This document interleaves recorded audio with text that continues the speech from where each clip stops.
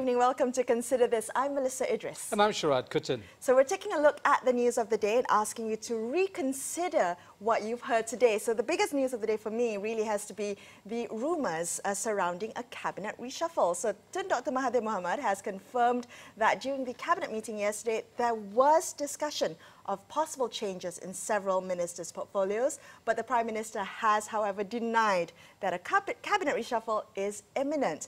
Now, Sharaad, this is not the first time that we've heard rumours of a cabinet reshuffle. In fact, if I'm not mistaken, there was one that was before Chinese New Year, and then once again during the one-year anniversary of May 9th. Yeah, I think part of it, Melissa, is the democratic dividend that's been paid in terms of everybody feeling they have a reason to believe that they know who best would sit in one of those seats in cabinet. So I think people have their favorite ministers, and they have their, ministers they think really should be given the bum's rush out of the door.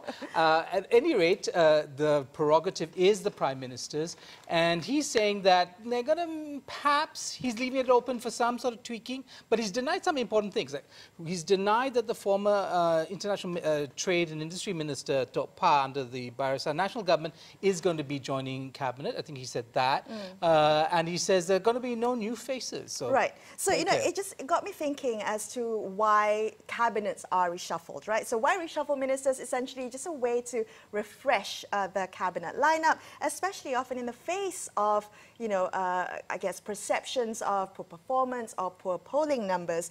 But the interesting thing is the impact that rumours of a reshuffle has on on public sentiment. So it's not just the public that feels the impact of rumours of a reshuffle, but also the leadership. So ministers often feel like they are vulnerable in their position, that they have to turn to the media or they have to defend their portfolios and their performance. And in fact, one of the stories that was circulating was that the DAP and Lim Guan Eng had given the Prime Minister suggestions about changes in portfolios. He's come out to deny that, and he's also reasserted that the DAP is happy with the ministers that they have, those individuals, plus the portfolios they have. But, taking up your point, Sharaad, about, whether the public has their own kind of list of who they want to see in which portfolios. So what is it that we want a minister, to be in a portfolio? Do we want technocrats in specific portfolios? Do ministers need to have expertise in the ministry that they're running? Well, technocratic governments are few and far between, I think. Singapore has one, right? Yes, but Singapore is not particularly democratic, I think it'd be fair to say, and they're largely insulated from political pressures. This government is put together by a coalition of political parties, and there are going to be some realities. The realities are, and many democratic countries have this, is that there's jostling. There's inter-party jostling, there's inter-party jostling, and this is part of the democratic game, right? But what we expect ministers to have is a clear sense of what they want to achieve, communicative skills, analytical skills, and a good civil service. A good civil service and a policy formulation backroom team that is actually informing them. That, I think, is essential for good governance. All right. The other big story of the day has got to be what's happening at KLIA. So the situation has returned relatively normal now. This is after a massive disruption of KLIA's systems. Now, according to Malaysia Airport Holdings, which operates the airport there, as many as 20 flights scheduled to depart from KLIA were delayed this morning. Yeah, again, people will make much hay, and especially rivals, or at least stakeholders who feel that the MHB haven't been giving them a fair shake. And I think no surprise that Tony Fernandes of Air Asia has kind of weighed in on this. And of course, if you're sitting there and stewing, in KLIA, you'll probably be very, very unhappy. But how often does this happen? And, and if it does happen, is a corrective measure, are corrective measures taken rather quickly, and in whether they learn from this? I think that's probably going to be the big lesson. So what you're saying is that we need to calibrate our response to something like this. So of course, how often does this happen? To take it into a larger context, because you're right, Tony Fernandes's tweets were very critical towards the system's disruption. In fact, I think he tweeted, "What is Mavcom doing about this?" Because he's saying that the poor poor airport facilities, and they are supposed to be helping passengers given that there is a charge of RM1 levied to passengers. So he's critical, but he's, there's the long kind of I guess beef, there's history between Malaysia Airports as well as MEFCOM as well as AirAsia. So the question is, should we take this? Is this a one-off, or is this a systems disruption that is more systemic? Yeah, we don't know. I mean, I think we wait to see whether they communicate that and explain that to the general public. And communication is key, Melissa. And often in these situations, there are not enough people taking responsibility for communicating to the larger public and the individuals who are, families who are there at the airport. In any kind of situation, I guess, the mark of dealing with a crisis is how do you manage it? Right. And, do you make people, it's unavoidable, the inconvenience, but do you make it something that they can bear, and they will, forever remember that you informed them of, when it was likely for things to be solved and so on and so forth. Well, you know what? We take for granted the, I guess, efficiency of travel operations, right? This is something that we expect to happen all the time, but the chaos that happens when there is disruption to travel operations is not just what you see, it's not just direct, disruption, but also the ripple effect, the intangible effects. Now, my question really is, what is the cost that these disruptions have? I mean, disruptions often are expensive operational problems, and who will be liable for the cost of travel delays, for compensation to passengers, So those are the top questions in my mind. Right. I mean, people aren't just going for holidays. They also, schedule meetings and businesses conducted, across cities and so on and so forth. One might ask, I mean, what are the options for people, especially for cities and intercity commutes that are maybe quite close, right? So, for instance, if you're coming from Singapore, going from Kuala Lumpur to Singapore, what other options were there for you if your flight is delayed? Yeah. That's something, I guess, we need to answer in the long term. Right? Well, we're going to keep a close eye on the developments of this story, but we're going to continue our look at the transportation theme after this with a closer look at the bike e-hailing scenario here in Malaysia. Stay tuned to consider this.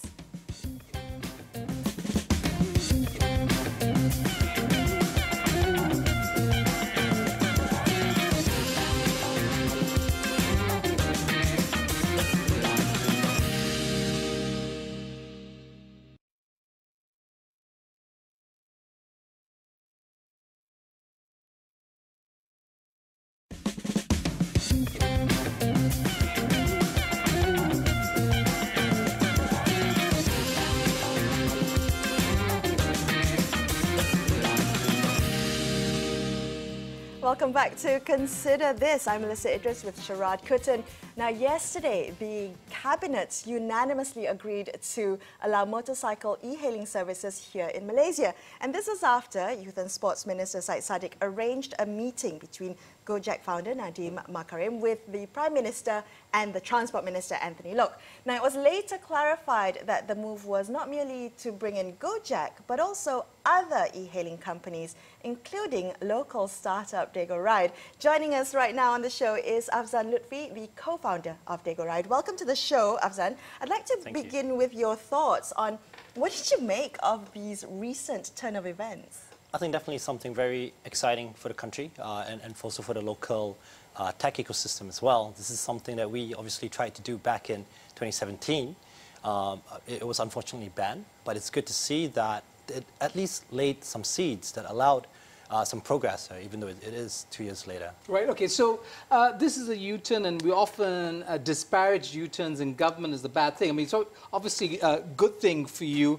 Are you surprised, though? I mean, what do you think made the argument, or what conditions made the argument for a kind of rethink about the policy? I mean, it's hard for me to say, because I'm not there on that side, but being having been an entrepreneur and still being involved in the tech industry, I think it's great. It's always a lot more helpful, a lot more helpful for ecosystems, for players in an ecosystem, when there is support from government in terms of whatever initiatives or innovations that we want to try to roll out here locally. Were you disappointed that Syed Saddiq didn't reach out to you and he reached out across the straits to Java for this initiative? I mean, why didn't he reach out to you? I mean, obviously, yes, it is. Being the homegrown business, we like to think of ourselves as the local champions. It is disappointing. Nonetheless, though, we are where we are. So I really see it as a positive that this has been pushed through, and it creates an opportunity not just for Digo Ride, but for other players to also be able to operate in this space. I believe this is something that's great in terms of consumers. We are giving them an additional option for transportation, and this is also great for the local community of riders who want to be able to do jobs and improve their livelihoods and welfare as well. Okay, so you mentioned just now, Afzan, that you've been in operation for a couple of years, right? Mm-hmm. Can you clarify what happened back in 2017? So what happened previously when the Transport Ministry ruled to ban Dago based on safety concerns? Yeah. So I mean, that's essentially it. We operated for several months. I think we got amazing traction. We essentially went from 0 to 1,000 on day one. So it was definitely a service that the local market was excited about and ready for. So the moment that it was available, people really jumped on it, from consumers to especially the rider base. The response from the rider base was phenomenal. It was explosive. We actually did not expect to get that traction, but it was a great experience. Yeah, sorry. So just to ask, based on the fact that Syed Saddiq perhaps failed to mention Dago as part of this initial suggestion, do you think that the government favors certain companies over others? That's a very good point. Even though we did get a lot of publicity, and we did try to engage government as well, different parties in the government, I guess we just did not do a good enough job to be able to still be on the radar now. Right. So you had a pushback both by the Barisan National Administration and then subsequently with the Pakatan Harapan government. Were both governments concerned about safety? Was that central to their understanding of, at least in policy terms, of allowing this to happen? So that was the message that was delivered to us. It really did center around safety. From our side, obviously, we had different points to counteract that. And I think maybe just to share some of the things that we did. We had a very stringent process in terms of how we onboarded not just the riders, but also their vehicles as well. Very strict set of criteria. We also controlled the riding distance, so there was a limit to that. We also monitored the speed of the riders of every single trip. And we also had a Share My Ride feature. So a passenger would be able to share, so this was back in 2017, yeah? A passenger would be able to share a link that tracked their ride in real time with a loved one. So there was full visibility, and it was easier for us to keep our riders accountable. One of the things, of course, that struck me when I read some of the reports about safety is that the assumption is that it's carelessness on the part of the motorcycle rider that results in those high fatality numbers that we have. But is it also possible that motorcyclists are being killed because of potholes in roads or inadequate infrastructure that provides safety for them? So, while somebody driving a car is, surrounded by metal, the rider is much more vulnerable. Do you think that there's a need to address that dimension? That it might not just be about, motorcyclists with a penchant for speed, but it might be the infrastructure that's actually, causing these levels of fatalities? So I agree with you. There are multiple factors, right, when an accident happens, and it's not always just due to the rider behavior or their riding skills.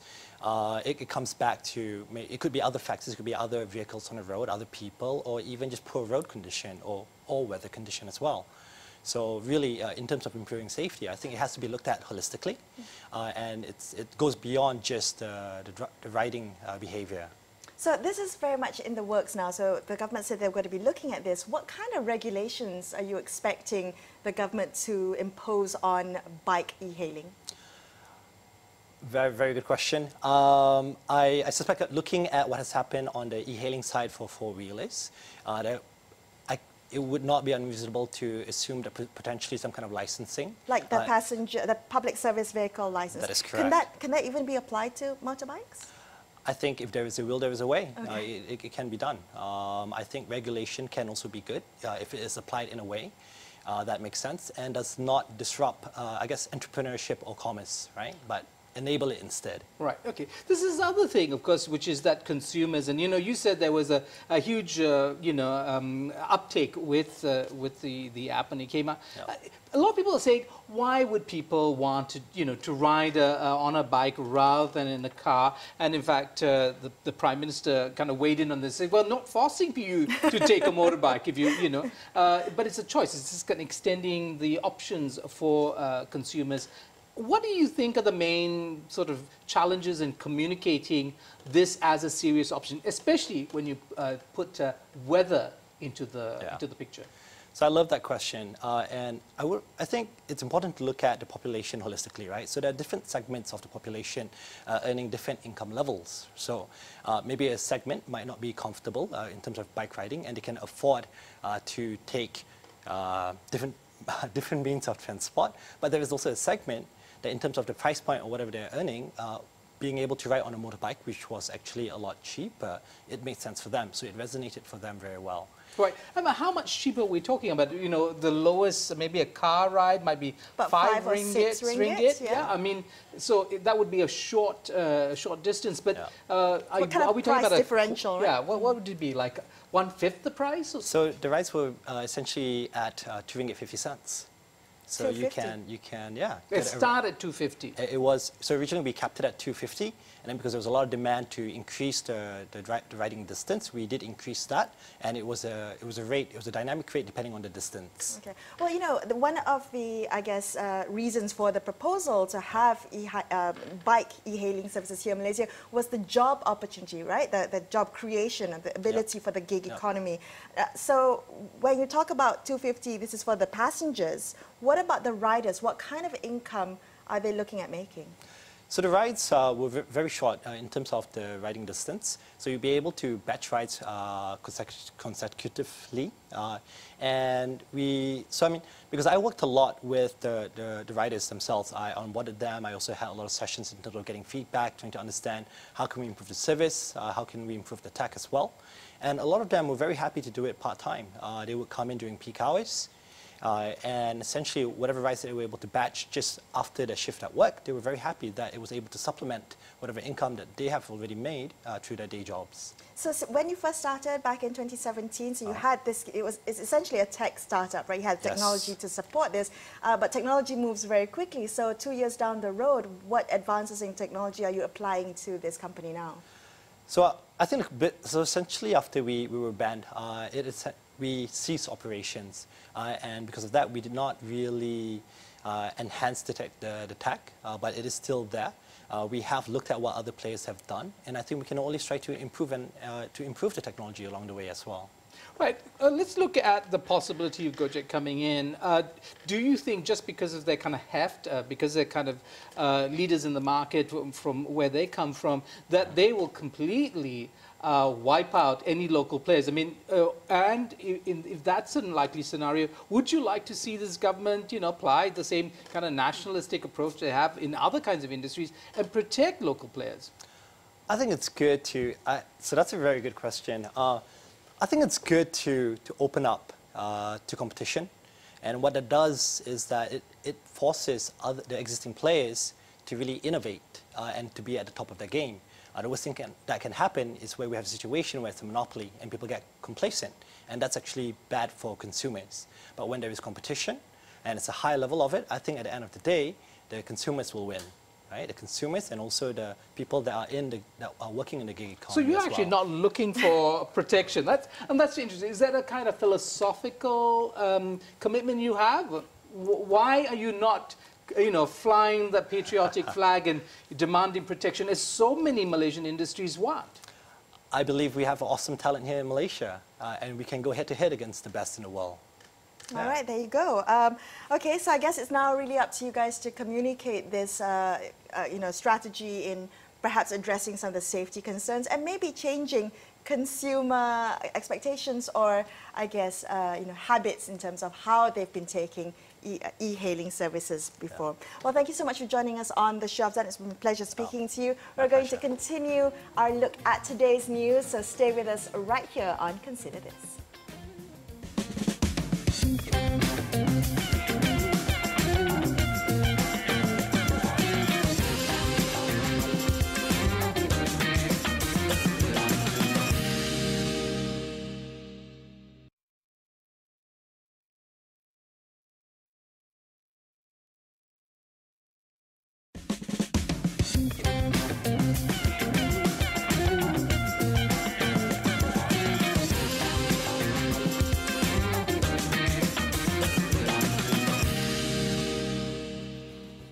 Thanks for staying with us on Consider This. I'm Melisa Idris with Sharaad Kutin. Now, here's a story we'd like you to consider tonight.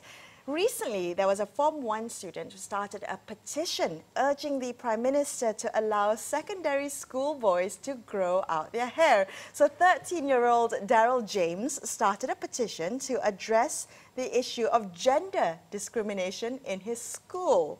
Sharaad. Well, you know, there's so many ways to look at this story. I love it because, you know, we were talking about petitions the other day, Melissa, and petitions are part of the democratic dividend. I mean, in the sense that people feel a right to address government and say they have demands and remind government about principles like gender discrimination and make the argument to a public now eager to participate in the democratic process of governance. And so young Daryl, only 13, but, you know, if the elections are held 5 years from now, he'll actually be voting. Good. And so I think he's a potential voter. And maybe because of that, this government will have to take his concerns seriously. All right, okay, so now I guess, you know, people wanting to participate, petitions, online petitions being a platform for them to do that. But really, the question about wanting to have longer hair, so essentially asking for the ability for secondary school boys to grow out their hair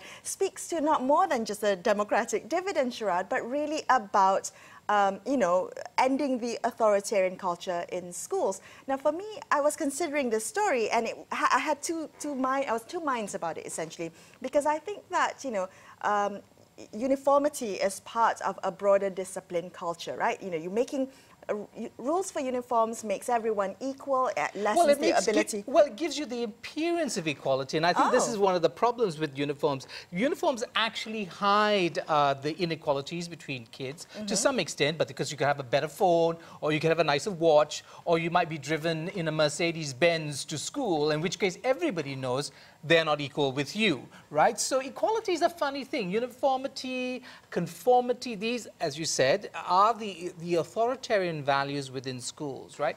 But I want to come back to what the young man said about gender equalities. Young women are allowed to grow out their hair. Why not boys? And that was his main argument. What do you make of that? Well, okay, so I think that there are still rules for uniforms about girls' hairs in schools. I mean, I remember when I was in school, I wasn't allowed to have kind of crazy hairstyles or dye my hair pink as much as I wanted to when I was 14 years old. But, you know, the idea that, I guess, rules are there for a reason, that there is a way, I guess, to instill discipline in young children. And I'm not sure that young Daryl will have a lot of supporters here. I'm not sure whether young parents would want that. Yeah, well, parents might not want it, but interestingly enough, part of the petition calls for the decision about hair to be made by parents and children and not schools. It says, okay, you know, don't have this on the rule books, but also let parents in a conversation with their children make that decision. I thought that was interesting because it's not saying kids can do whatever they like. It's saying, well, maybe, you know, in a family situation, maybe Daryl comes from one of those families where he's consulted on major issues and his parents try to have a dialogue with him. And also allowed some individuality in his expression of how he wants to wear his hair. Absolutely. And I think when we come back to the question of what schools ought to do, enable creativity, you know, give people the proper foundations in terms of their communicative and analytical skills. Why is hair important? Well, Daryl says that hairstyles do not affect how a student does academically. And that's absolutely correct. We know that, Melissa. Kids don't need short hair to perform well in exams or to be inventive or to be creative, as well as, you know, having long hair doesn't make you, well, it might make you more cool, but it certainly doesn't make you more smart. And so, you know, so I think there's a complex series of issues that we need to kind of discuss. And I'm very happy that Daryl James has decided to make this a conversation, national conversation. Well, this has been the cause that he wants to champion. We want you to consider that tonight, the cause that Daryl James is championing, to have schoolboys now in charge of how they want to wear their hair. Oh, along with their parents. Along with their parents. All right. Yeah. That's all the time we have for you tonight. I'm Melisa Idris, with me Sharaad Kutin, and we will be back with you same time tomorrow night. Catch us then.